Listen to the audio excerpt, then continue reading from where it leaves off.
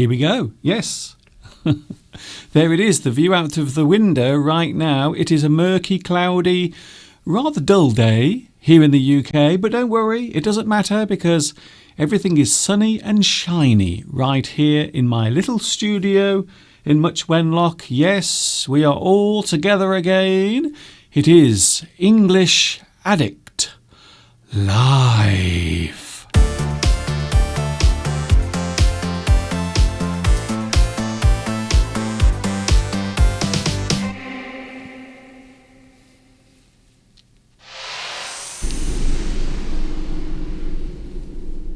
Hi everybody, this is Mr. Duncan in England. How are you today? Are you okay? I hope so. Are you happy? I really hope so. Here we are together again on the internet. And it's nice to see that we are all still here.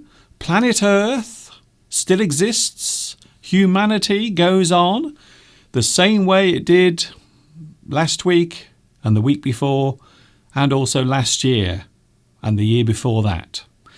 Thank goodness. So here we are then. Yes, for those who haven't watched me yet in this particular year, can I say Happy New Year to you?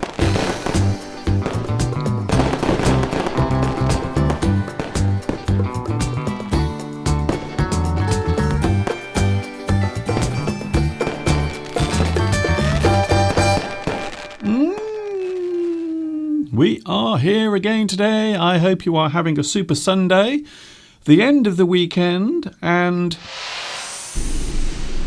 I suppose a lot of people here in the UK are feeling a little bit down and depressed because last week, at the end of last week, they had to go back to work. So normally when people go back to work, they often have complaints. Or maybe they have something to say, maybe a comment that they make about what they've been up to. So after the Christmas break, most people will have to go back to work reluctantly. It means they don't really want to do it. So if you do something reluctantly, it means you do it, but you don't really want to do it. You would rather not do it. So today we are going to look at something very interesting. I hope it's interesting anyway, or else I might sell my computer. Things UK people say when returning to work after Christmas. So the things that people in the UK say when they return to work after the Christmas break. What are the things that they say? Maybe you have said some of these things as well. We'll be looking at that later on. Of course, we will be trying to get Mr. Steve to join us today. Now, today we have, what do we have to lure Mr. Steve? Oh, this is interesting. Today we are going to try to lure Mr. Steve with some lovely, delicious snacks. Oh yes, that looks very nice. I'm not sure what they are. They look like Twiglets. So today we will be tempting Mr. Steve to join the live chat. Hopefully he will come into the studio and he will join in with those delicious, scrumptious Twiglets. We will have to wait and see what happens. Meanwhile, it's us here on the live stream. And the live chat is already very busy. Thank you very much for joining me. It's so nice to see you here, giving a little bit of your Sunday to me. Isn't that lovely? Thank you to everyone who has joined already today. And I suppose I should say congratulations to Vitas. Guess what? Vitas, you have a very fast finger. Your finger is very fast because you are first on today's live chat.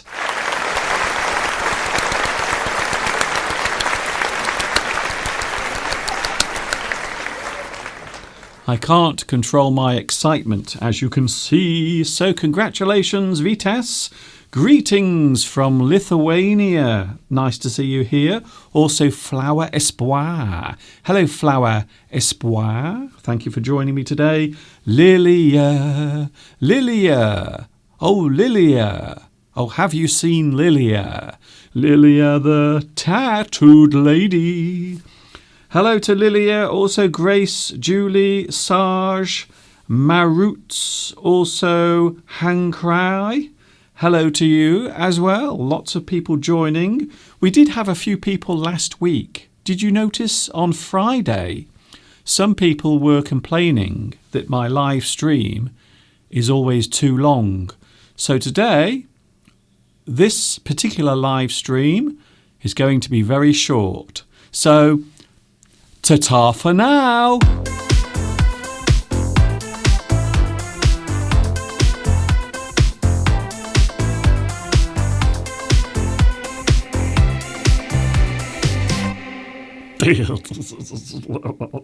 No, not really. I'm just joking. It's a joke.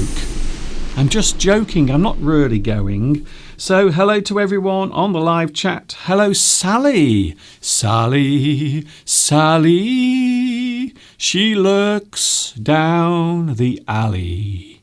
I don't know why she does it. I'm sure someone knows.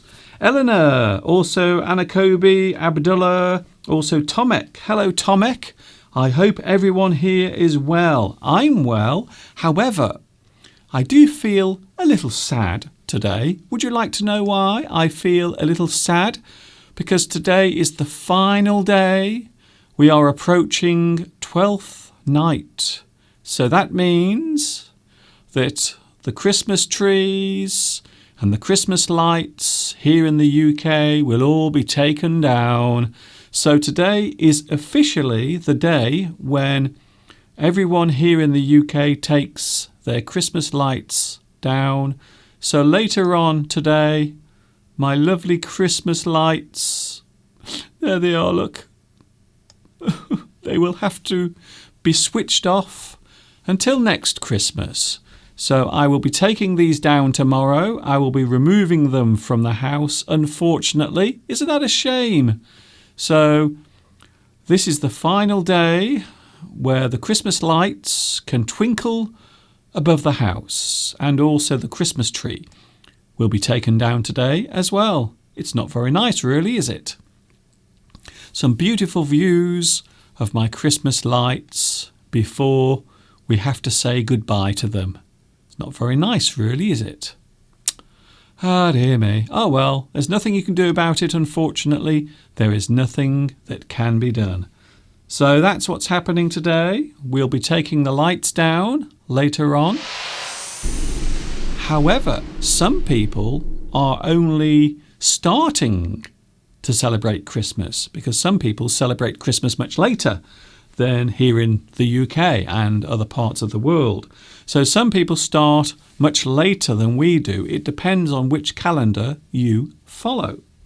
So for some people, Christmas hasn't even arrived yet. Isn't it strange? It really is. Hello to Abdullah. Hello also to Julie G. Julie G is here today. Corrie. Hello, Corrie. Wow, so many people already here. Lilia says, I tried so hard to have the fastest finger, but my effort did not bear much fruit.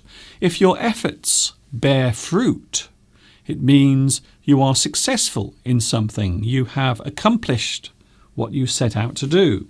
So the thing you tried to do has borne, or it has bared fruit. You have succeeded in what you were trying to do. You really do need a very fast finger. You do need a fast finger, definitely, to be first on my live chat. Olga. Hello, Olga. Can I say thank you again for your lovely donation that I received? Thanks a lot. Flower Espoir is still feeling under the weather. I'm very sorry to hear that. I hope you feel well soon. Hello also to Jose or Jose or Jose maybe. I know I've probably pronounced that wrong, to be honest. So last Friday, we managed to get Mr. Steve to join on the live chat. So we are going to try again. And today we are using another one of Mr. Steve's favourite snacks. And here it is right now. So this is something that Mr. Steve likes eating. Twiglets. So that is what we will be using to tempt Mr. Steve onto the live chat. In around about 15 minutes' time. Will we be successful? Find out later. By the way, we have a problem. Mr. Steve has told me this morning, he informed me with a very gloomy face. He didn't look very happy. Apparently, we are almost out of milk. We almost have no milk left. So, I might have to go round to one of our neighbours' houses to borrow some milk. Do you ever do that? Do you ever go round to one of your neighbours' houses? Do you ever appear on your neighbour's doorstep with maybe a cup or maybe a jug like this one? And you ask your neighbour, "Oh, excuse me, I'm sorry to disturb you. Would it be possible to borrow some milk? Could I please borrow some milk? Could you lend some milk to me? Because I've run out. Sadly, I've run out of milk. I have no milk left. Would it be possible to borrow some milk?" Which is very strange when you think about it, because you can't really borrow milk. I mean, if you borrow milk, that means that you bring the same milk back to the house that you borrowed it from. So you can't really do that. What you will actually do is replace the milk, and you will give some milk back to your neighbour at a later date. So quite often we will have to go round. We must visit our neighbour to borrow maybe some milk or maybe a cup of sugar.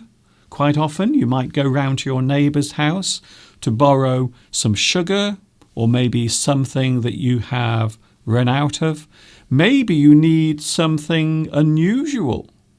Maybe you have to borrow something very strange from your neighbour. Have you ever done that? So have you ever gone round to your neighbour to borrow something? Maybe some milk or maybe some sugar? Have you ever done that?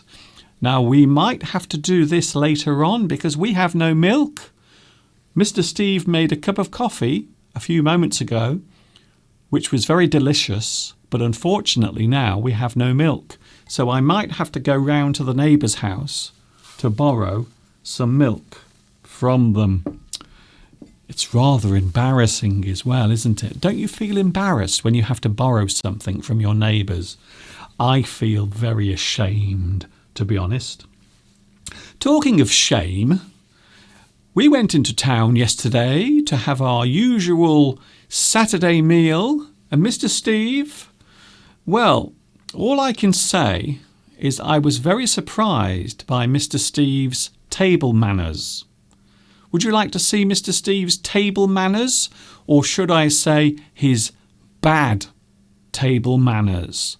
So yesterday we were actually having our lovely meal in Much Wenlock, and yesterday we had dumplings with stew, potatoes, carrots and also cabbage. So that is actually the meal we had yesterday. Doesn't it look delicious? And there you can see Mr. Steve eating his meal. He looks as if he's really enjoying it. And there he is pretending to speak to someone. So Mr. Steve is going to show us his table manners. Oh dear. Oh, Mr. Steve. I can't believe Mr. Steve just put all that food in his mouth at the same time. He's a little greedy monkey. Aren't you, Mr. Steve? Yes, you are. I can see you looking at us. Oh, no. No, Steve, don't do it. Don't do it. Oh, dear. That's disgusting. I don't know why. Mr. Steve has very poor table manners, don't you think? So there we were yesterday having our lovely meal. Dumplings, carrots, cream, potatoes, also cabbage as well. So there it was, yesterday's meal that we had in Much Wenlock. Very nice. We are talking about food today. McDonald's has upset a lot of people today. A lot of people have become angry by McDonald's here in the UK. Do you know why? Can you guess why? But a lot of people this morning were very angry. They were writing on Twitter. They were complaining on the internet about one particular thing. But what was it? Find out later on. Hello also to Helena. Hi, Helena. Nice to see you here as well today. Lovely to see you here on the live chat. I have some nice words to show you here, and these are all related to our behaviour. And they are some interesting words, and maybe they are words that you can relate to. So sometimes when you hear a word, sometimes you can actually relate to the word because maybe in the past or in the present you have or you are doing that particular thing. So here are some interesting words, and I like these words. And some of these words are used quite often, especially when we talk about habits or human behaviour. The first word is compulsion. Compulsion. Can you see the word? There it is. The word compulsion. The action or state of forcing or being forced to do something. So maybe you have no choice, or maybe there is something that you want to do that you can't stop yourself from doing. So maybe you are being told you must do it, or maybe your own brain or your own mind is telling you that you have no choice. So the word compulsion, also a feeling you can't hold back. So maybe a feeling that you have that you can't control, you can't hold the feeling back. It is a strong compulsion. And also we can describe this as an irresistible urge. So when we say urge, it means something that you do or you must do. Maybe a natural urge might be something that you do in nature. So maybe you have the urge to find a girlfriend or a boyfriend. So yes, I suppose you could say that that is an irresistible urge. You must do it, or you have to do it because it feels right. The action or state of forcing or being forced to do something is a compulsion. Compulsion. I love that word. Another interesting word that I will show you now on your computer screen. Intention. Now, this sounds similar to the previous word. Intention. So when we say intention, we are saying the thing you plan or aim to do, the action or fact of intending. A person's plans, for example, a man's intention to propose. So when we say propose in this particular sentence, the man is going to ask the woman to marry him. So maybe a man has the intention to ask his partner to marry him. So your intention, the thing you plan or the thing you aim to do, it is your intention. I suppose you might use the word resolution as well, as we are now into 2020. Wow, I've just realised we are in the future. This is like science fiction, this is. Isn't it amazing to be living in the year 2020? Where are those flying cars? Why aren't we all living on Mars? We should be by now. Obsession. Oh, I think many people have this. A lot of people have some sort of obsession. The state of being unable to stop or give up doing something. So something that you can't stop, something that is hard to stop. Maybe you can't stop doing it, or maybe you can't stop thinking about it. A fixation that can't be controlled. So when we say fixation, it means something you are constantly focused on in your mind.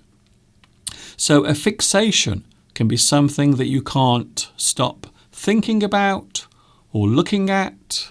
You have a fixation. It is an obsession. To be obsessed with a thing or person is an obsession. So obsession is the state of being obsessed with something. You can't stop thinking about it. I suppose you could say that I am obsessed with English. I am. I'm an English addict, for goodness sake. I can't stop talking about English. I can't stop thinking about all those lovely words. So yes, I suppose you might say that I have an English obsession. I am obsessed with the English language. And finally, another interesting word. I do like to show these words from time to time. Something that catches my eye and also my ear. Ooh, reluctant. Reluctant. So if you are feeling a little reluctant, yes, you're right. I did use this word earlier. So I mentioned this word earlier. If you are reluctant, you are unwilling or wary of doing something. So to be unwilling or wary of doing something. Maybe you have to do it, but you don't really want to do it. A good example of that is going back to work after your holiday. Most people feel very reluctant to go back to work. Or maybe if you are a student, you might feel reluctant to go back to school. I don't blame you, really. So to be unwilling or wary of doing something, to shy away from a task. So if you shy away from something, it means you don't really want to do it. You try to avoid it as best you can. The feeling of reluctance is to back away or feel disinclination. I love that word, disinclination. It means you don't want to do it.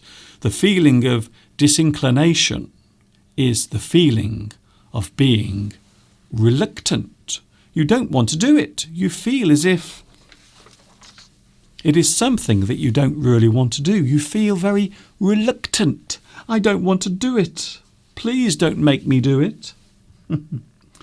Hello also to Iman. Hello Iman or Eman. Nice to see you here. Rakesh is here as well. Nice to see so many regular viewers here today. Where are you from, my friend? Do you speak English well?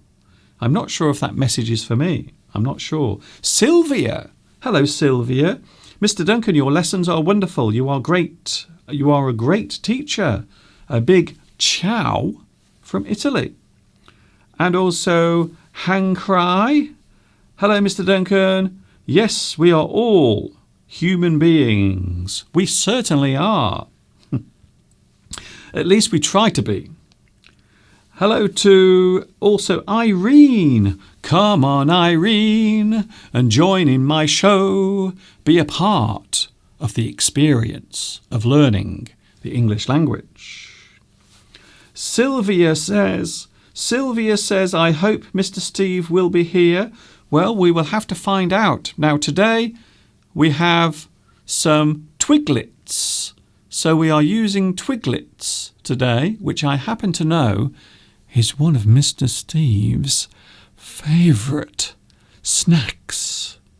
So I will try to tempt Mr. Steve onto the live chat with some delicious Twiglets. That coming in a few moments. Also, Eric is here. Nice to see you here today. So why has McDonald's made people angry? Here in the UK this morning, many people woke up to an amazing promise. Apparently, here in the UK, McDonald's, the famous fast food chain, promised a free McMuffin. Have you ever tried a McMuffin? A McMuffin is a little bit like a beef burger.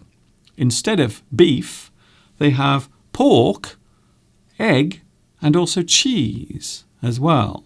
And quite often you can only buy it in the morning. So there is a special promotion, there was a special promotion this morning, courtesy of McDonald's. However, so many people tried to get their free burger that the whole website crashed here in the UK. So unfortunately, because so many people tried to get their free McMuffin from McDonald's, the whole website crashed. So there were a lot of angry people this morning complaining on Twitter, because that's what people do nowadays. When they feel angry about something, when someone in real life upsets them, what do? They go to Twitter to complain. I tried to order a McDonald's today because they were giving away free McMuffins, but I could not get onto the website! Exclamation mark. So a lot of people were really angry this morning because they wanted their free burger. They wanted their free McMuffin. Unfortunately, they could not get it. Pedro is here. That's my special greeting for Pedro. I will do this from now on, every time Pedro comes on. Hello, Pedro, nice to see you here. Hello, Pedro. We'll give you a big happy cheer. Hooray! Hello also to Rungsak. Nice to see you here. Thanks for your lovely comments, by the way, as well. Mr. Bruno. Also, Blue One is here. Hello, Blue. Blue One. I hope you're okay. And now we are up to date with the live stream. So, shall we try? Shall we have a go? I'm now going to try and get Mr. Steve to come into the studio, but I have to do something very special because Mr. Steve is a shy person. You might not realise this. You might not even think that Steve is shy because Steve always appears to be very confident. But you might not realise, since he was a child, Steve has been a very shy person. So the only way I can get Mr. Steve to appear is to lure him. I have to tempt him with one of his favourite snacks. So today, what do I have today? Ooh, look. I have one of Mr. Steve's favourite snacks. We have a plate of Twiglets. So you can see on the plate here, there are some Twiglets. Ooh. To be honest with you, I don't like Twiglets. I think they are disgusting. However, Mr. Steve loves the taste of Twiglets. I wonder if he likes the smell. So I will try now to attract Mr. Steve. And could you please shout, Mr. Steve, come on to the live chat, please. We are missing you. So I will stand here and I will try to tempt Mr. Steve. Shh, don't say anything, okay? Shh, be very quiet.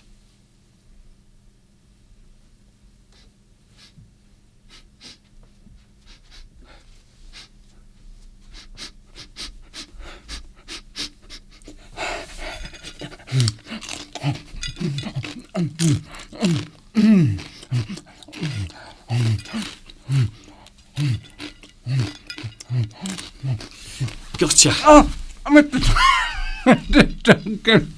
Gotcha. You've got me again. I've got him again. But then one of my favourite snacks. Yes, that's it. Oh, I'm very... more. No, More. you can have more later. Steve? Oh, I love Twiglets, Mr. Duncan. I love Twiglets. What's happening? Oh, am I live again? We are on live. You don't have to shout in my ear. Oh, I'm thirsty now. Do you realise I'm actually going deaf in this ear? Hello, everybody. From- He does this. This is twice he's done this now. I said, I'm out in the garden. I haven't got time to come onto the live stream. But then he tempts me with one of my favourite snacks. Interestingly enough, do people know what Twiglets are? I'm sure they do. A I Twiglet. don't know. Are they available? I'd like to know if Twiglets are. Let me just show one. Well, I can show them close up, Steve. Wait there. I've got a whole. Oh. Look at this. So these are Twiglets. Do you have Twiglets in your country? They are savoury snacks, but to be honest with you, I don't like them, Steve. I don't like Twiglets. They're disgusting. They're wholemeal. They're made of wholemeal wheat. And that brown coating that you can see is yeast extract. It looks disgusting. They're quite salty. It's yeast extract. So if you have something called Marmite in your country, that's a yeast extract, and it's got a distinctive flavour to it. It's quite savoury, salty, no sugar in there at all. They're quite. If you want to eat something, if you like eating snacks, then I think they're probably healthier than crisps. Oh, okay. Because they're wholemeal, so which means you get all the fibre from the wheat. But they're also very salty, so they're probably not good for you from that point of view. And the Marmite, of course, has got lots of B vitamins in it, vitamin B in it. So I think they're, of the snacks that are available, they are probably the most healthy. Isn't that straight? No, I would never think that. Anyway, do you have Twiglets? Yes. In your country? When we grew up, they used to be much longer than that. They used to be about that long. Yes.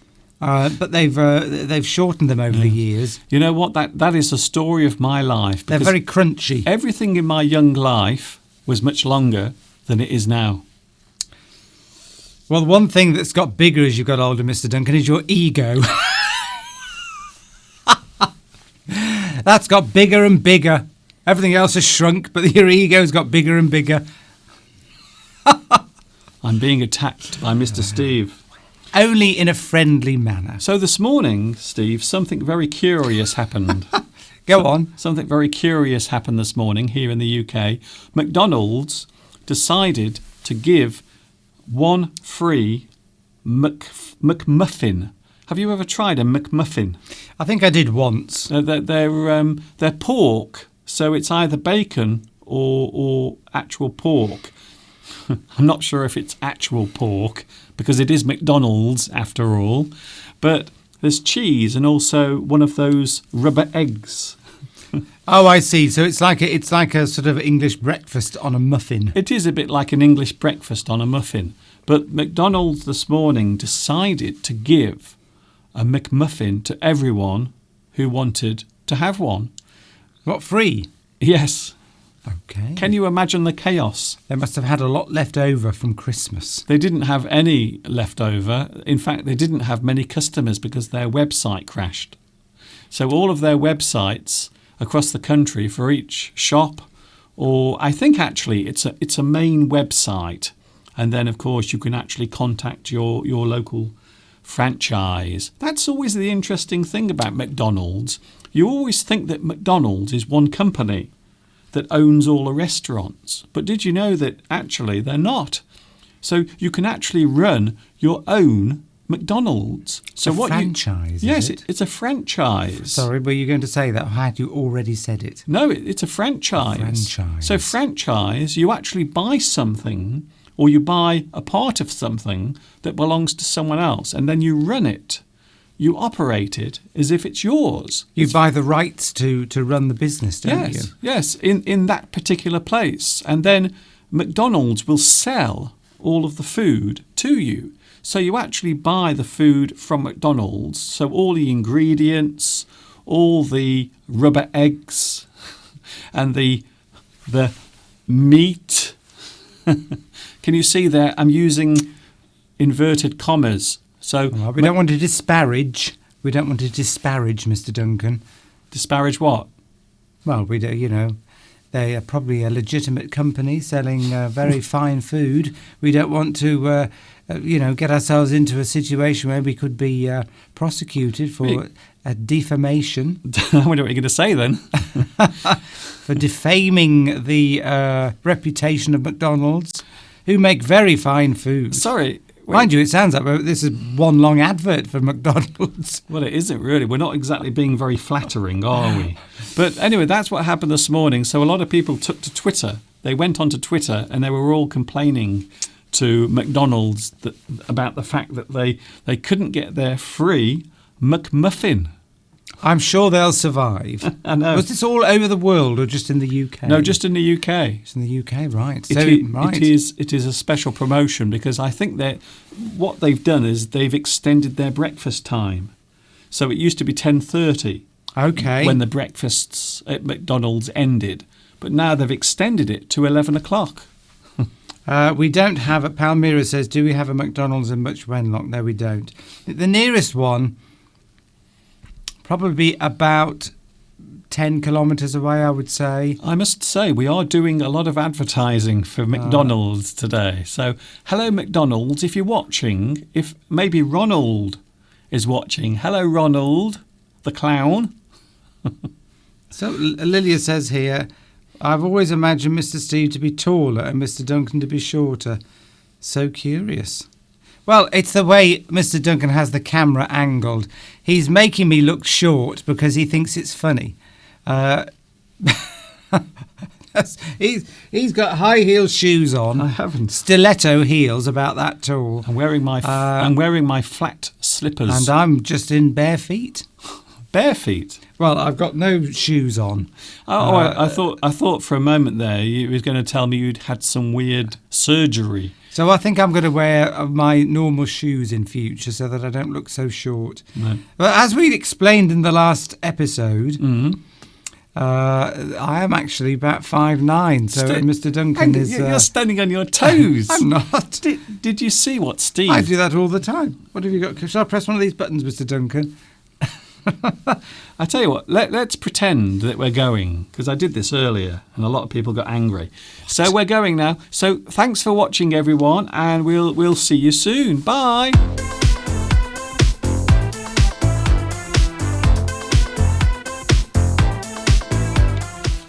Not really.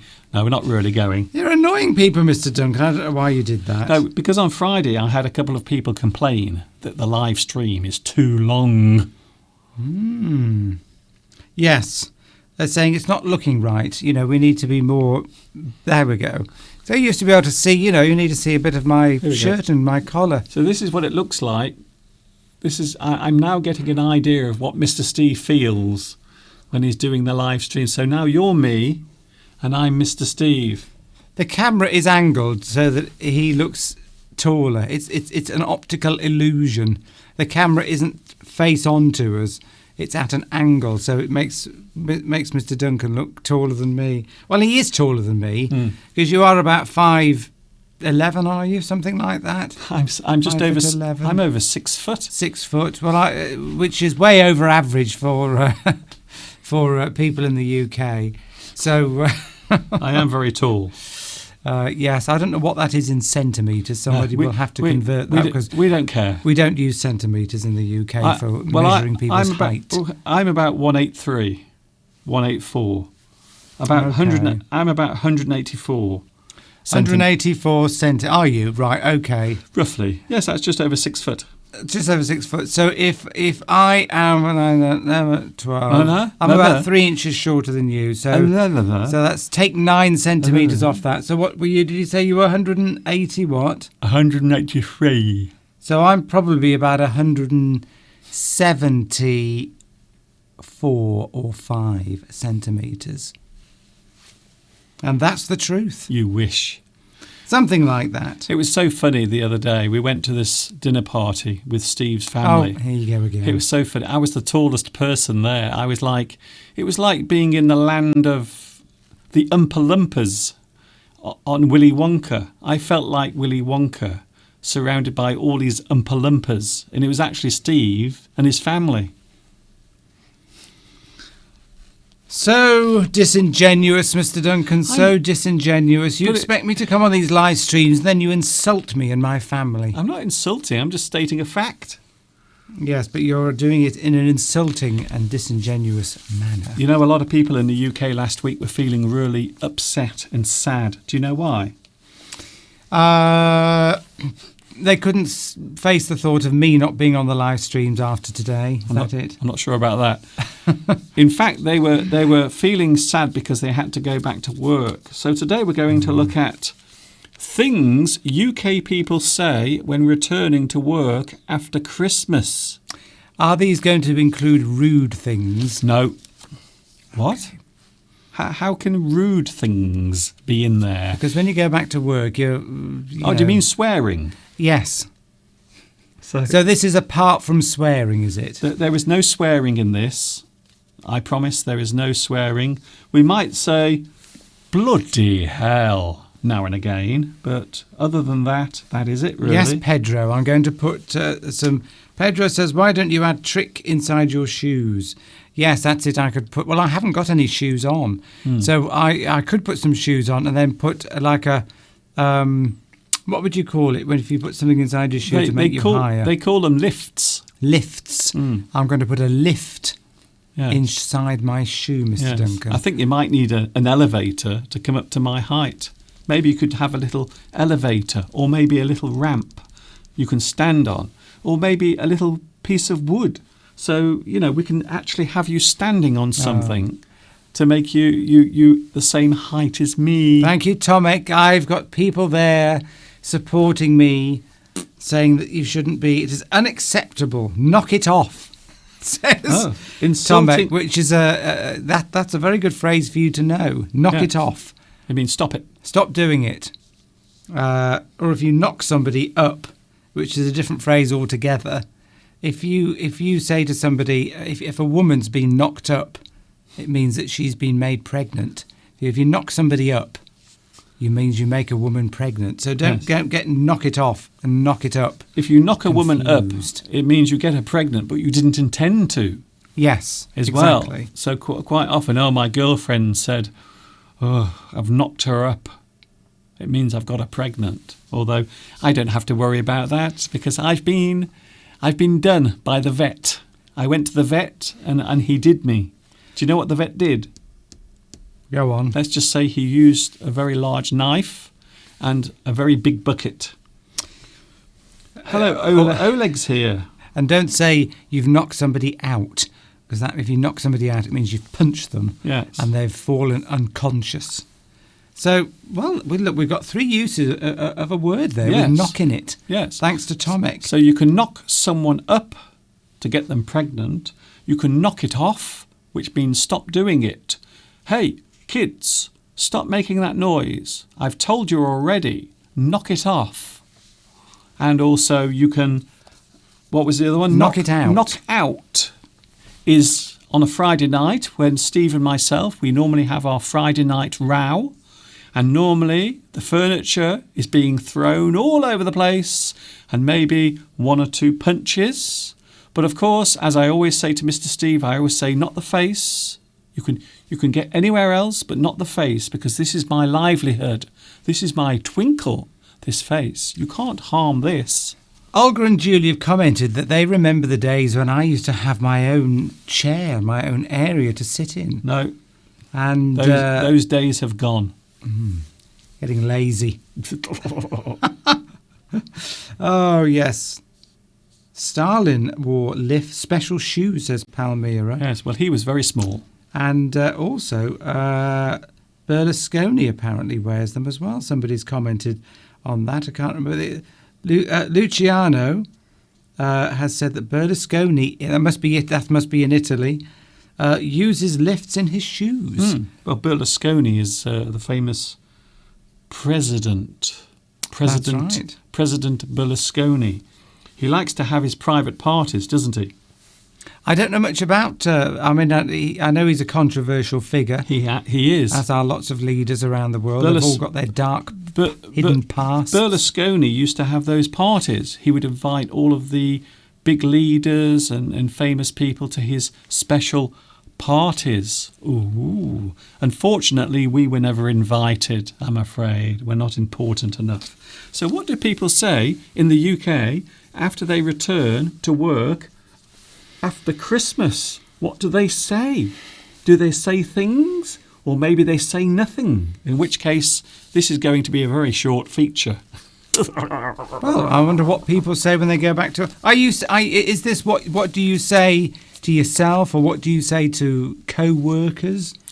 Yes, anything really, anything you say after returning to work, after a break. What would you say, Mr. Duncan, if you were now returning after a break? Mind you didn't really have a break over Christmas. Mr. Duncan never takes holidays. He's always working. I know. I'm always working, even on New Year's Day. On New Year's Day, I was here live with Mr. Steve on New Year's Day. And also the day after Christmas, we did a live stream. We are always here. Well, that's because I'm an English addict, you see. I can't stop it. I love English so much. He is an English addict himself. He's called his channel now English Addict. Yes, and he is the biggest addict of all. And soon there will be a website.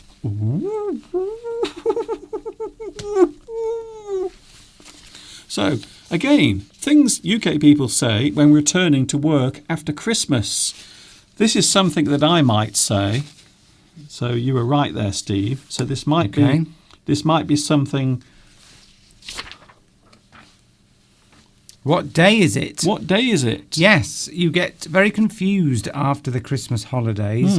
We all do here, because Christmas Day is always on a different day of the week every year, because of the way the calendars are organised.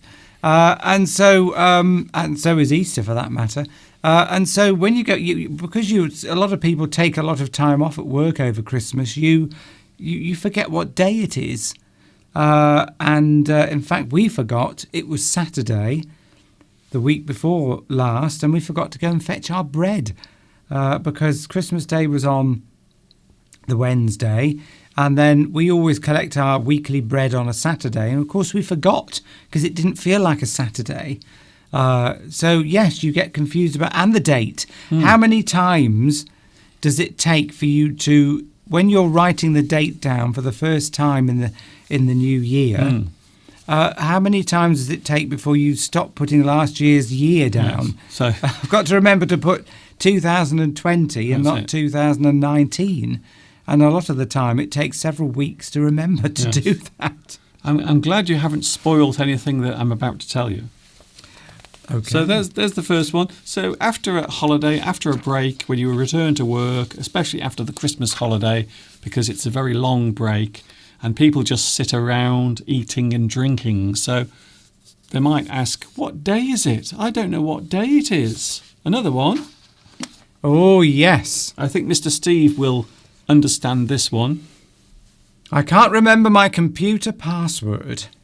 Yes, and of course, a lot of people don't just have, when you go to work, you haven't just got one password.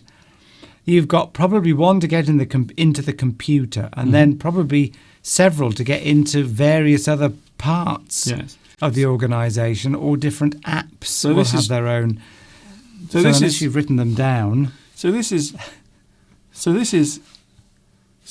you've stopped. So this is something that might happen if you are going back to work and you use a computer in your office and you have to enter a password. So some people forget their password because they've had so much to eat and drink that their brain cells have all died. In fact, I had to do something briefly on Thursday for work, and I had to go into my computer. I wasn't officially supposed to be at work, but I did do some work on Thursday, and less than 2 weeks, and I went to open the computer and I'd forgotten the password. I had to actually look it up, because if you make 3 or 4 attempts, it locks you out, which is very annoying. Okay, this is the one that you just mentioned.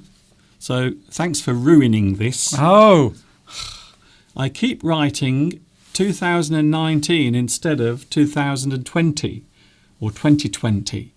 So that is something that happens, especially, do you remember years ago when you used to have cheques and you had to write a cheque? I don't think people write cheques anymore. Nobody has a chequebook anymore. they don't But in the UK. you would always get the date wrong when the new year arrived. So normally the first 2 or 3 weeks of the new year, you would keep writing the previous year on your cheques, or maybe when you are typing a letter or writing a letter, or maybe even talking about something. So you might say this year when you mean last year, because you keep forgetting that it's a new year, you see. Mr. Bruno says back to work equals away from screaming children. Yes. So for some people, and I've heard this from people at work, that when they go back to, if they've been on holiday, it's actually a break for them, particularly if you've got young children, to get away from them. It sounds horrible. They don't mean, they mean it. They just want a break from their children. So we can understand that. And in fact, when we have work trips, when we have to stay away from home, and of course I can't take Mr. Duncan with me, and other people in the organisation can't bring their husbands or wives, so it's just like a sales meeting and we're away for 2 or 3 days, including nights. The expression I often hear is, I'm glad to get away from my wife, or glad to get away from my husband for a few days, or glad to get away from the children. Yes. So or just all of them. I've often thought, but for many years, we don't actually need all these sales conferences and training meetings. They're actually pretty pointless because most of the stuff we cover is repetition. You know what I think? But I think we have them because the senior management like them because it gets them away from home. I think that's the main reason we have them, actually. It's just so that people could be away from their So you think partners. You think the whole thing is a conspiracy? I think it's a whole conspiracy because sometimes we sit there for 3 days and I think, what have I learned? Nothing. Okay. By the way, this is a very strange way of handing in your notice. So I keep writing 2019 instead of 2020, a common thing that people might say after the Christmas holiday. Have you ever had a beef burger or a hamburger? We're back to that again. Have you ever had one, Steve? Yes, of course. Well, would you like to go to Poland? Because in Poland, at the moment, Right. look at that. That is a McDonald's burger. What is that? That is It looks very healthy. cottage cheese and, Yes. and horseradish. Ooh. And apparently in Poland, that is actually being sold at McDonald's in Poland. And that looks like some leaves of rocket.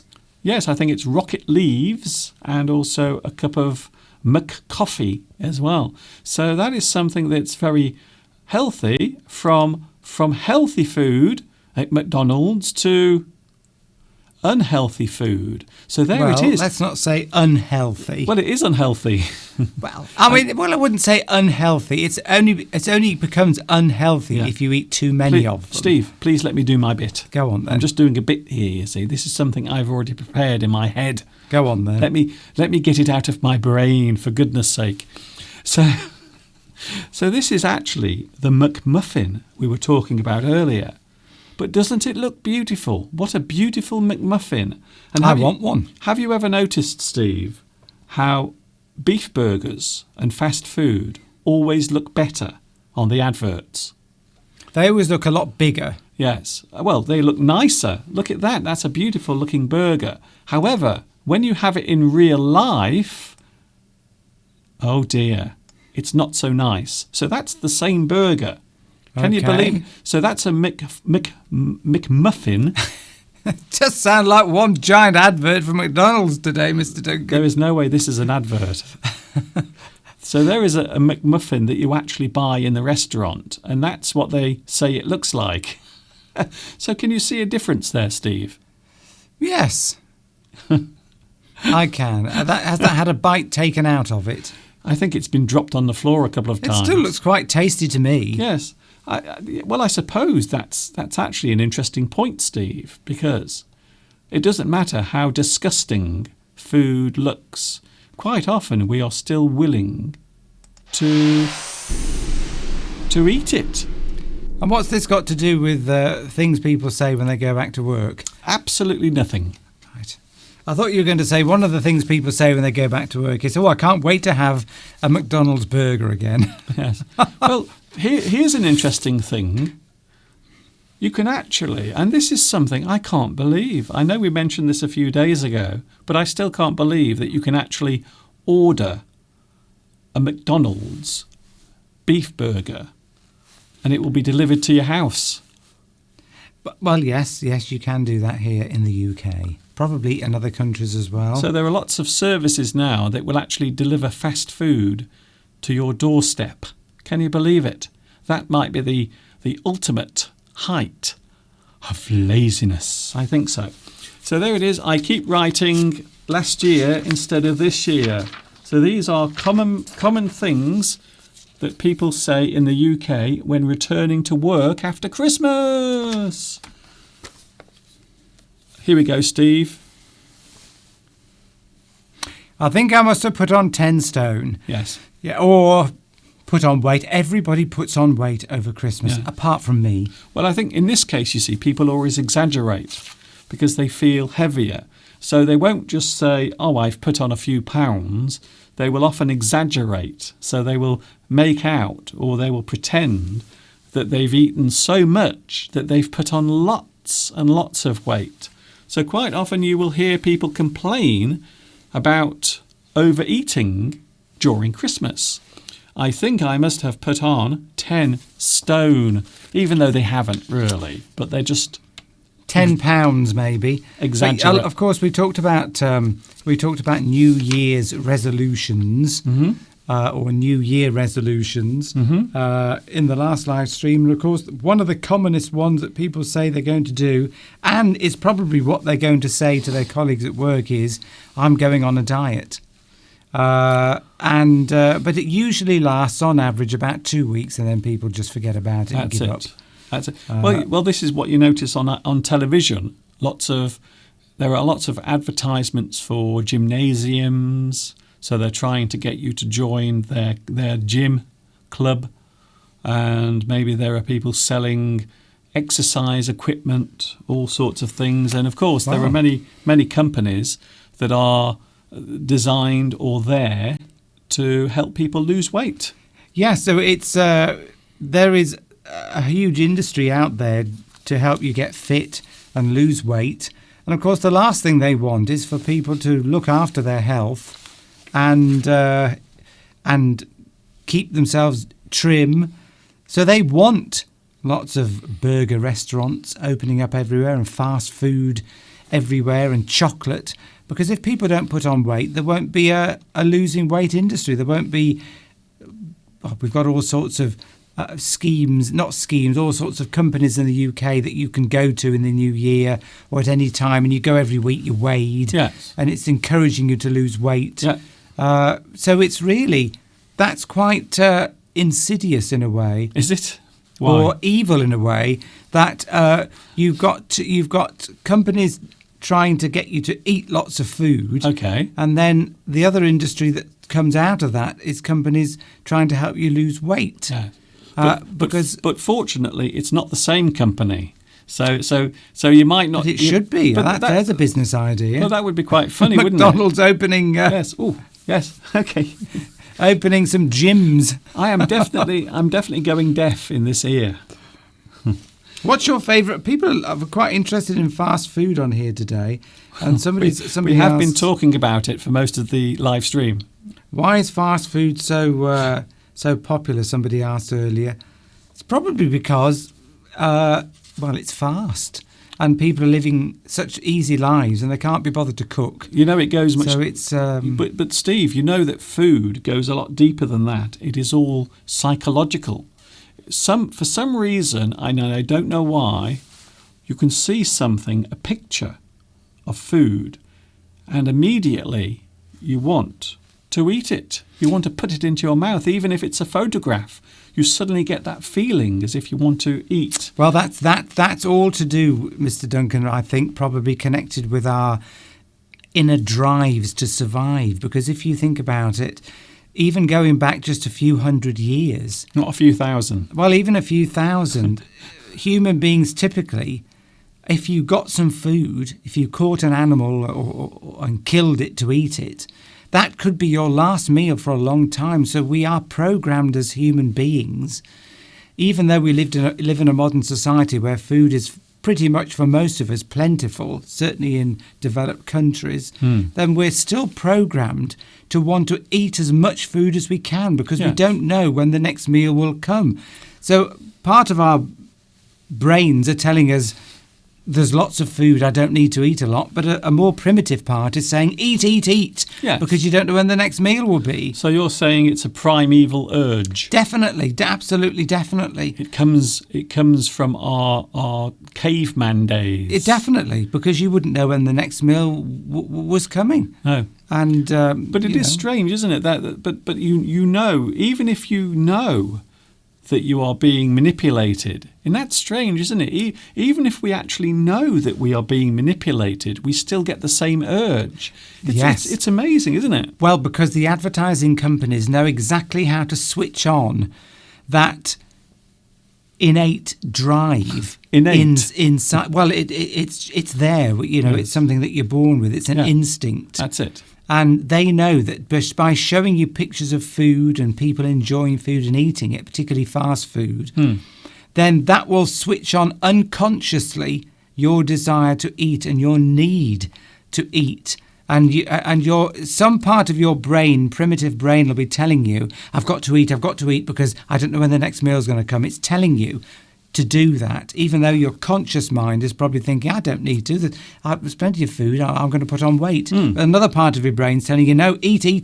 You've got to survive. Yes, but that's what I mean. It's conflict going on there. Yes, but even if you know, even if you see something on TV and there is a beautiful big hamburger, even though you know that all they're doing is tempting you, you still want it. Yes, because your primitive mind is very powerful and will usually win out against your more sort of conscious thinking part of your brain. It is one of those. It is one of those uncontrollable urges. Yes, but anyway. Yeah, but anyway. Let's move on.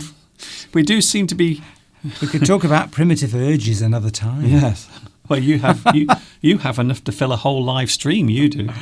That's the trouble. You have to try and control these primitive urges, otherwise your life becomes a nightmare. Okay, Steve. Tomek says, have you noticed that the trend has changed in terms of advertising? It used to be based on fear, but now they use other feelings, comfort. Well, I think that's been happening certainly here in the UK. And there is another thing that is very powerful in advertising, and that is nostalgia. So quite often during difficult times, for example, if you live in a country where the economy is bad, you will find that a lot of advertising will use nostalgia. It will use something from the past that makes a person or might make a person react in a positive way or a nice way. So they remember their childhood, or maybe they remember a better time when things were nicer, or maybe when they went out to eat a certain type of food. So nostalgia, remembering the past, is a very powerful tool when it comes to advertising. And also envy. Yes. Envy is used to sell cars. It's used to sell a whole range of things. So yes, having something better, newer, brighter than your neighbour is a powerful force in advertising. Anyway, we are talking about things UK people say when returning to work after Christmas. Another one. It seemed to go by quickly. It really seemed to go by quickly. In fact, this is something I said to you yesterday. We were in town, weren't we? Can I just show you the most disgusting thing ever So if you are nervous, if you are easily offended, can you please close your eyes now? Here is something that is absolutely disgusting. So there we were yesterday, Steve, having our lovely meal. Yes. We had dumplings and potato, carrots and cabbage. But in a moment, we are going to see the most horrifying thing. We are going to take a look at Mr. Steve filling his face. What? You weren't filming me, were you, Mr. Duncan? Yes, I was pointing a camera at you. Didn't you notice? So there's Mr. Steve pretending to say hello. No, they're all my fans, Mr. Duncan. Okay, look, watch. Oh, my goodness. Look what comes next. So don't go away. Keep watching. Something really disgusting is about to happen. Mr. Steve is going to... You don't look very happy there. Look, watch this. Here it comes. Oh, no, that's disgusting. Oh. Mashed potato with gravy. Oh. If you're vegetarian, don't watch this. No. Because that was beef stew. Beef stew. And dumplings. Oh, look at that. Oh, my goodness. So I was talking about food making you feel hungry when you see it. God, my mouth is salivating now. I've got saliva. My mouth is watering. Mouth is watering, salivating. It means the juices come in your mouth because you're feeling hungry. All I can say... I want that now. All I can say is I hope your mother isn't watching this, because she would be disgusted with your terrible, horrible, repulsive... Think I was that bad, Mr. Duncan? Your horrible table manners. Well, I knew that you were filming me. So I was just playing up to the camera. Yeah, playing up. I don't think so. Acting, exaggerating what I do. I don't think so. So we're talking about... So it really seemed to go by quickly. Christmas seemed to come and go quickly. And of course that could apply to any holiday period, couldn't it? Yes. But I don't know why we spend so much time building up to Christmas. It's on its way. Only 2 weeks to go before Christmas. Only 1 week to go before Christmas. Only 2 days before Christmas. And then Christmas arrives, it lasts for 1 day, and then it's gone. Anna says here, what do you drink with your meal? And Rosa says it looks like a cup of milk.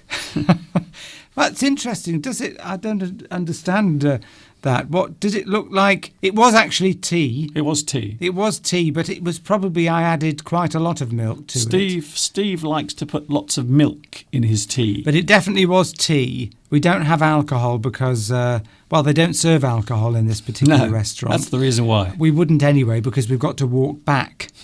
But yes, I usually just have tea. Mr. Duncan has water. But it probably looked a bit milky. Interestingly enough, in that particular restaurant that we go to, well, it's more of a, I wouldn't call it a restaurant, it's more of a sort of cafe, tea shop. Yes, it's kind of a cafe, but also a restaurant. They serve, yes. They serve the most amazing food. It's called the Copper Kettle. Homemade food. We might get a free meal next week. I doubt it. It is called the Copper Kettle in Much Wenlock High Street. And the food is delicious. And can we please have free meals next week? It is very nice. They make all the food there. They make a whole range of things. You can just have little snacks. You can just have tea and scones, which is a traditional Can I just meal. say, Steve, you've been very good today. So here is another little treat for you. Wait. Stay. No, calm down. Stay. No. Stop it, you crazy person. Okay, calm down. No. Stay.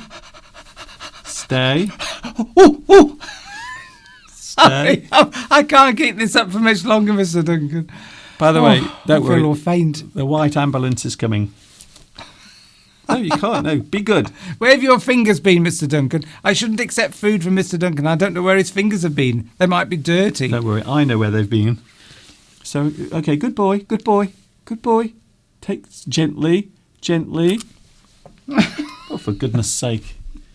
Here's another Give me another one. Here's another one. Let's see if I can get it into your mouth in one go. Oh, it's sticky. They are quite sticky. It's the yeast extract. Why is this so sticky? Boing. Got it. In. You can't really miss Mr. Steve's I mouth. could have choked. You can't miss his mouth. It's so big. Oh, it's been stretched with use. Right. Right. I do not drink alcohol, says Ivan. More than 10 years from December 2009. Right. Watch lectures of Zanoff. Well, that's very good. Yes, because alcohol can be bad for you, particularly if you overindulge. Yes. So there's a laudable thing to do. If we say something's laudable, we say laudable. We say that it's very good. We look up to that. We aspire to it. We appreciate it. We admire what you've done. If something is laudable. One of my friends died from alcohol. He fell off a brewery roof. Actually, yes, I know somebody that was so drunk at a party. I wasn't there at the time. Okay. That they were on a balcony. They lived 3 floors up in a block of flats, and they just fell off the balcony and landed on their head. Oh, okay. They did survive, but when I went to visit him in hospital, his head was twice the size. Not very nice. He was a nurse as well, so it just goes to show, You'd think somebody who was a nurse would appreciate the dangers of alcohol, but that's it. You see, that's the inner mind, the working away, telling you want to have fun and laughter, and you don't always listen to your common sense. And of course, when you're young, you are quite foolish. We all do foolish things when we are young. By the way, we are talking about... Thank you, Tetra. We are still talking about things UK people say when returning to work after Christmas. Oh, thank you, Jimmy. Jimmy's is amused by what we're doing today. You're the only one. But poor Mr. Steve, because I'm being made to look a fool. And of course, I am a man of high intellect and station in life. Oh, yes, we can and see. You are degrading me, Mr. Duncan, Yes. making me beg for food like a dog. Yes. Well, we did see your... Degrading is the word. We did see your eating habits from yesterday. Here's one. Here's something people say. This is a little joke, by the way. So this is a joke coming up now. I hope you will appreciate this joke. I really do. Go on. Are you ready? We had the mother-in-law for Christmas Day. It made a change from turkey.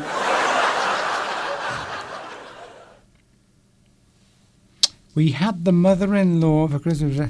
Oh, so the joke is that you were pretending that you were eating the mother-in-law. So the joke here is we were pretending, or maybe we are making out that that's what happened. We had the mother-in-law for Christmas Day.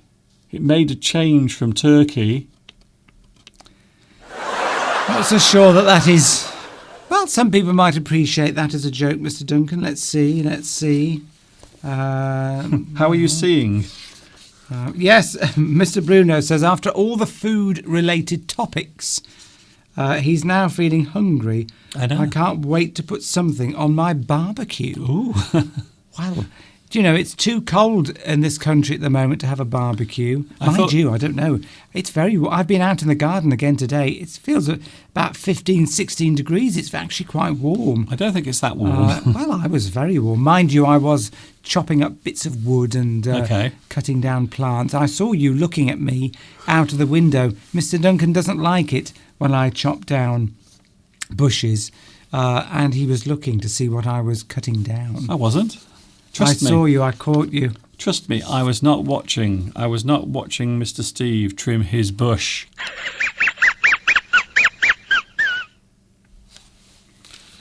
I've got about 1 million emails. Something people say when they go back to work after the Christmas holiday. I've got about 1 million emails. So quite often in work, I bet you will.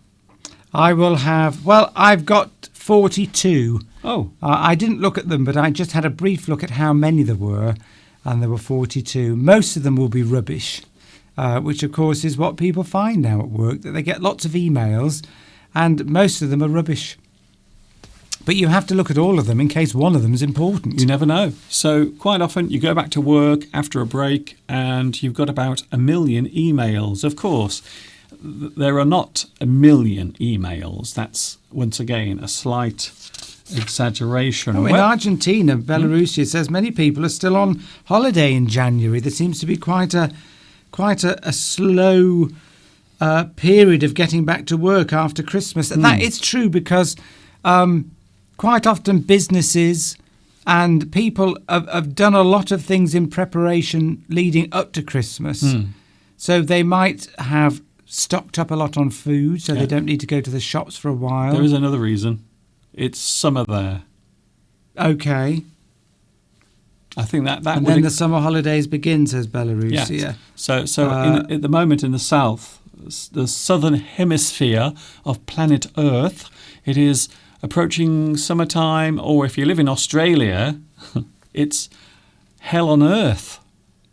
Yeah, so I think, but the point I think Belarus is making there is that when people come back after a long public holiday period like Christmas, then it takes a while for things to get going again because people are still in holiday mode, and a lot of the shops aren't going to be very busy because people have probably spent out, because a lot of people overspend going towards Christmas. So January is a bad period for businesses, particularly shops, to make money because people have spent, they've got to wait for their next wages to come in January to pay for the debt of Christmas, and maybe till February. Shops don't really start picking up until maybe February, March time, until the weather starts getting better. Yeah. It's a bad period of time for shops. They have to try and make all their money before Christmas and then in the Christmas sales in early January. So yes, things take a while to get going. People are probably thinking about booking holidays. Yes, well, in January. This is what I'm leading to now. Okay. Strangely enough, a lot of people at this time of year are saying, roll on summer. They can't wait for summer to arrive. So most people don't really care about spring. I love spring. I think springtime is a great time of year. It's a wonderful season. However, most people don't care about spring. They just want summer to come. So they say, roll on summer. It means, come on, summer, hurry up. I want summer to come. I don't like the cold weather and the dark nights, the long, dark nights. So roll on summer. Please, summer, come as quickly as you can. Roll on. If you say roll on in anything, it means hurry up, doesn't it? So you could say, oh, roll on the holidays. It just means you're willing them to come faster. Roll on the end of this live stream. I hope nobody's saying that. Yes. People seem to be interested that we're having milk with our tea. Well, Palmyra says tea with milk is useful for breeding mums. Not quite sure what you mean there, but yes, we do tend to put milk in our tea. You don't. Some people put milk in coffee here, some people don't. I would say it was half and half, but I would say virtually everybody in the UK puts milk in their tea. But it depends what type of tea. If it's black tea, quite often they will put milk in it. Yes. If it's green tea or herbal tea, they never put milk in it. You would just put honey in it. But most people, green tea is an acquired taste. So green tea in the UK isn't widely, probably is quite a lot of people. I know people that do. Most people drink black tea in the UK. Although herbal tea has become very popular now with all the health conscious people and all of the people who follow the new religion. Have you heard of the new religion? I have. It's been all over the news. All praise the carrot. Yes, veganism is now officially recognised as a thing. So you can actually have the right to express your vegan views. The High Court, I think it happened yesterday, they said, yeah, it's official. Veganism is now official. So it's just like anything else that a person has the right to do or express themselves with. So you can go up to someone in the street and say, do you eat meat? And they might say yes. And the vegan will say, that's terrible. Yes, ethical, what they're calling ethical veganism, is virtually acquired a religious status now in the UK, according to the courts, and therefore you have certain rights associated with that. So we won't go into that, but do you think vegans will have a church then, and maybe at the front there'll be a giant carrot, or maybe, I don't know, a big pot of herbal cauliflower, a big pot of herbal tea on a throne, maybe. Well, I drink a lot of herbal tea now, don't I, Mr. Duncan? I used to have 2 or 3 cups of tea a day. I only have one now, and I have 1 cup of tea and 1 cup of coffee a day, and then I have herbal tea in between, because I'm trying to reduce my intake of caffeine, which is quite high in tea and coffee, as we know. Think of all those poor caffeine animals that were killed. Oh, hang on. Caffeine doesn't come from animals. So Mr. Steve doesn't like to get too excited, you see. He's a man who tries to control and curb his enthusiasm for everything in life. No, well, because I've been getting sort of mild palpitations, I would say, which I think is, sometimes if I go to see my customers, they'll often offer me a cup of tea or coffee. And sometimes I can go to 2 or 3 customers in a row, and then you don't like to say no. If a customer says, would you like a cup of tea or a cup of coffee, it's difficult to say no, because that might be perceived by them as a type of rejection. Well, you could ask for something else. Yes, you could do, but it's... Ask for a glass of water. I know, but you don't want to trouble them too much. Well, no, that's less trouble. All right, Mr. Duncan, will you just let me finish? That's less trouble. The point I'm trying to make, Mr. Duncan, is that I can often accept 2 or 3 cups of coffee in a row within a short space of time, because customers have offered it to me, and therefore the caffeine levels go up, and then you can get palpitations. So Mr. Steve's heart goes into a little flutter. Well, you just feel occasional extra thumps. See, I think this is just what happens when you see me, you see. I think what happens when Mr. Steve sees me, his heart goes into a little flutter because he's so excited. No, it's actually anxiety, because I've got to come back home. Okay. Yes, we're not making any sort of statement about veganism or meat eaters as such. It's just a comment. Well, isn't a comment a everybody's statement? Choice what they want to do in life. Okay, then Steve. Steve's really afraid of offending anyone. We're not offending anyone, don't worry. This is fun. This is the internet, you see. Never confuse the internet with real life. So when you go out the house later today, that's not the internet, that's real life. But this is the internet. And anything happens here. Everything happens. It has been today. It's all strange. Imagine if Mr. Steve and myself stood in the town and behaved like this. Oh, hang on. We have done that. And we've been arrested for it. Well, you were. But that's another story. Right, anything people say, Mr. Duncan? Right. In the UK, Saturino says, does the UK court give the same right to cannibals? Well, I'm not sure about that. No, thankfully not. I haven't heard of many cannibals, but I know that Saturino is joking there. But yes, I think the point she's making is, well, if you were to say, I know what she's saying there, that if you talk about something for long enough, you can turn anything into a religion, can't you? Yes. And say that you want special status for that. Yes. But yes, don't think you could get it for being a cannibal. No.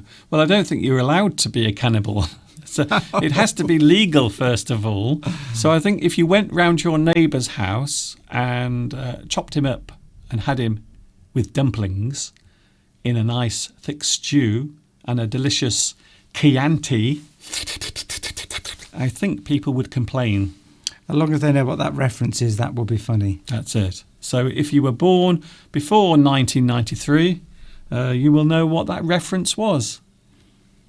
Alan Gear says, never trust anyone on the internet.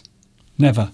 Not even us. Not even us. Not even us. Don't trust us. But you know why, don't you? Because a lot of people on the internet can turn out to be a charlatan. Charlatan. A charlatan. What is a charlatan? A person who is a charlatan is someone who pretends to be something they are not. And the internet is full of people doing that. A lot of people go on the internet nowadays and they call themselves inspiring motivators or entrepreneurs. Have you noticed that at the moment on YouTube? There are lots of commercials for these guys who come on and say, "Hi guys, hi, my name's Chad, and I've got a great new scheme to help you make loads of money. All you have to do is get my free book. So click here and find out how I'm making $20 million a week." Things like that. But they're not really. They're not. Charlatan. Somebody who pretends to be something or to sell something fake that isn't true. They might also be an imposter. An imposter. A person. I can't remember how to speak.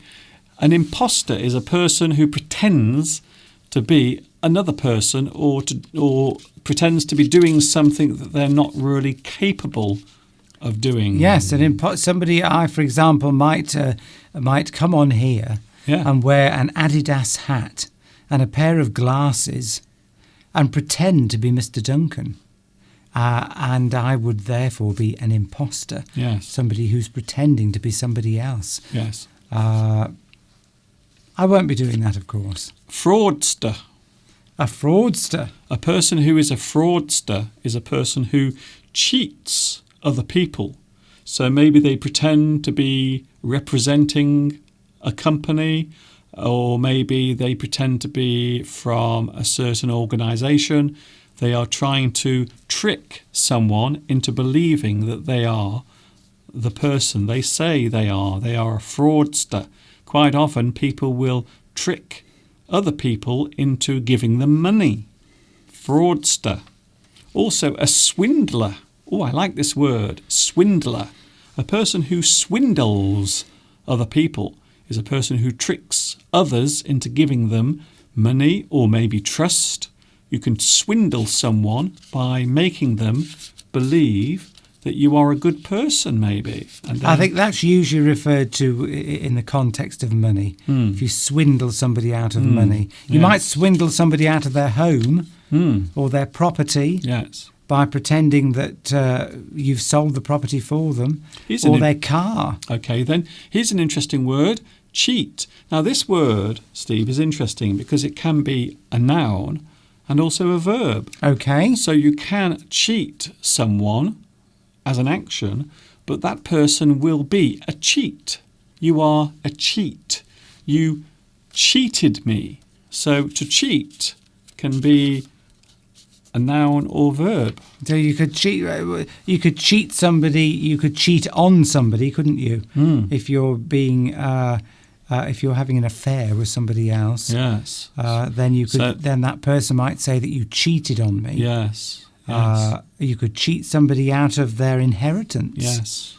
By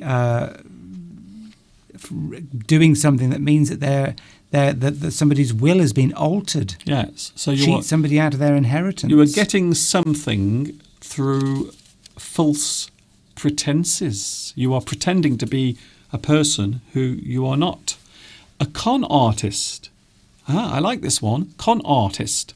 A con artist is a person who goes around fooling or tricking people into quite often buying things from them which are of poor quality, or maybe they pretend to be another person or someone they're not, so they can get another person's money. Yes, if you've been conned by somebody, then it means that they've defrauded you out of something. So in this case, it means confidence. So actually, in this case, it means confidence artist. So you are trying to gain their confidence. You are trying to con them. You are getting them to believe something that isn't real. so you can get your hands on their money. Oh, here's a good one. Steve, do you know this word? Blag. This is used a lot in English. We use it a lot in sales. Yes, British English as well. You will hear this a lot. To blag is to use words or your personality to get something or to get into a place. So you use your words, your gift of speaking, or maybe your personality.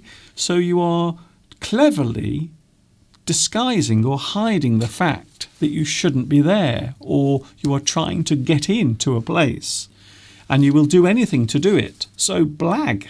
Blag. I love that word. It means that you're talking a lot, you're very clever with words, phrases, and you can convince somebody of something, even though it might not be true. You can blag your way into, for example, you might try to get into an expensive restaurant, and or you might pretend that you're going to a movie premiere, for example, and that you only invited people are allowed, but you sort of manage to talk your way round by pretending that you're somebody that you're not, for example. Also, maybe some people actually get a job by blagging. They will blag their way in. Yes, blag a job interview. So they will say things, maybe they will make up things that they haven't even done. Yes, they could say, "Oh, can I come for an interview with your company? I've got all the experience you need. I've done this, I've done that." They're probably lying, but on the basis of just what you've said, that person might get an interview or might get something. Then they're very clever with words, and in the end, what they do is they overpower you with words and phrases, and then the other person gives up and says, "Oh, I might as well." Oh, here's an interesting message on the live chat. Jay Flanner says, we can say that you have the gift of the gab or the gift of gab. We normally say the gift of the gab. So gab means speaking or talking.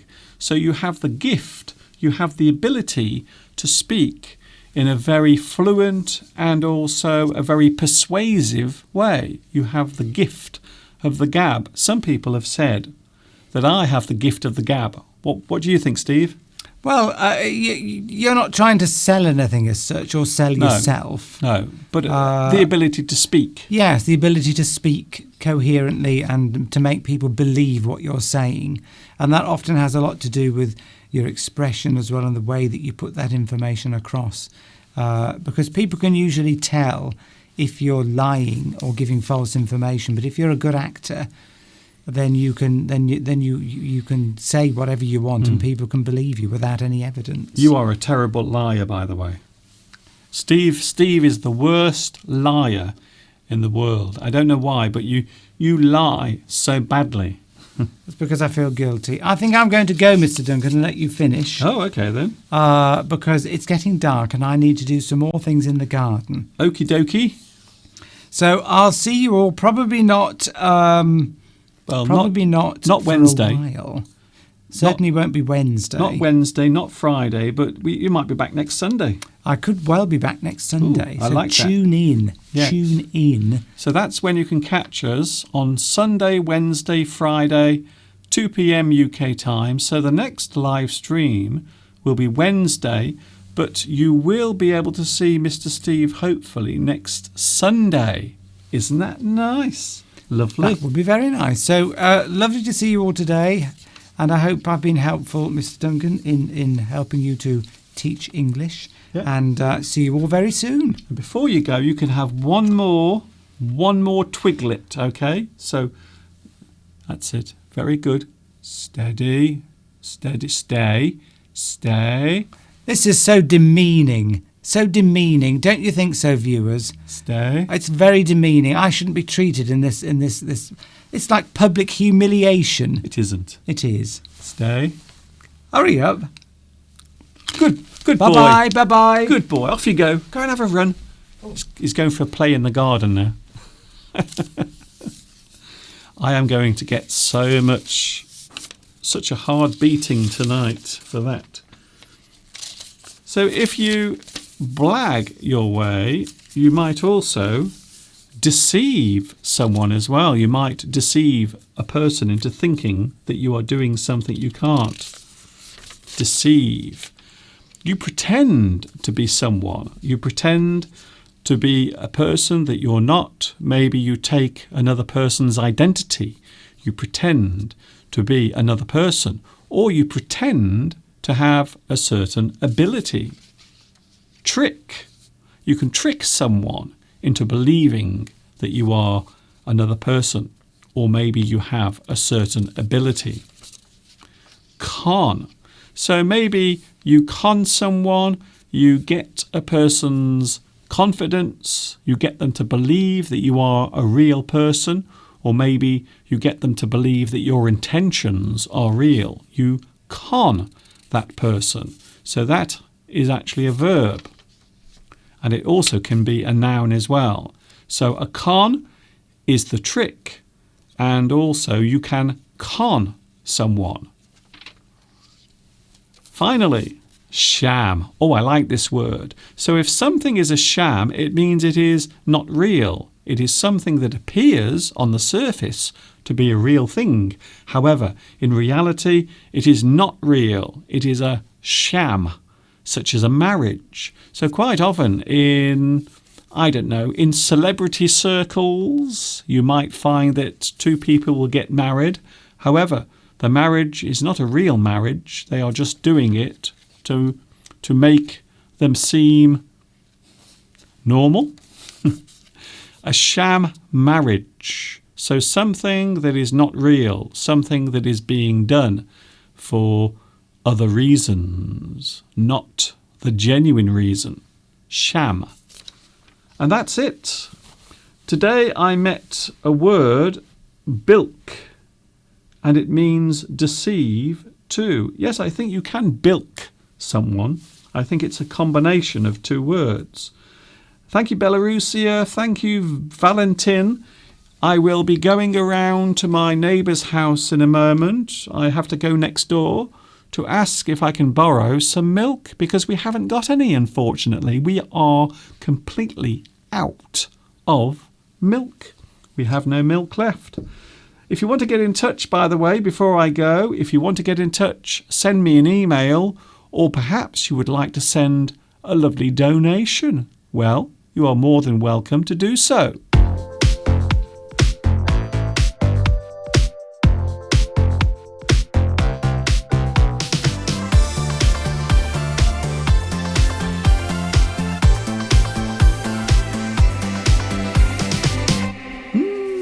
It's been so nice to have your company today. Don't forget also, if you want to, you can also subscribe if you want as well. I know it sounds desperate, but please like my live stream. And also, if you want to, you can also, there it is, you can subscribe to my YouTube channel as well. And then you will never miss another one of my live streams. So I hope you have enjoyed today's lesson. Lots of things today. We talked about so many things. And as I mentioned at the start of today's live stream, this is the final day for the Christmas lights. Tonight, they will go out for the final time. And then we will have to wait until next Christmas, which will soon come around. I think so. Thanks also to Palmyra. Thank you also to Noemi. Thank you, Prem. Thank you, Cho. Thank you, Guadalupe. Hi, Li Kwang. Thank you very much to you as well for joining me today. So many people here. Thank you, Martha. Thank you, Anna Kobe. Thank you to everyone for joining me today. I hope you've enjoyed today's lesson. I was hoping to see the birds today, but the birds are actually being very shy outside. There is one now. Did you see it? Oh, that's nice. So I was hoping to show the birds, but unfortunately they are being rather shy today. So we didn't have a look at them. Thank you, Alamgir. Thank you, Berlim. Thank you very much to Ivan, Sudia. Thank you also to Sassy and also to Prem Singh. Please, where are you from, sir? I am from England, and this is a live stream from the birthplace of the English language. Sadly, it is time for me to say goodbye. I hope you have enjoyed the past hour and 45 minutes. A very long one today. Quite long indeed. Time to have a lovely tea cake and a cup of tea with Mr. Steve. And of course, I have to have my regular walk, one of my New Year's resolutions for 2020. This is Mr. Duncan saying thanks for watching. I hope you've enjoyed today. I hope you will join me on Wednesday, 2 p.m. UK time. And of course, until the next time we meet here on YouTube, you know what's coming next. Yes, you do.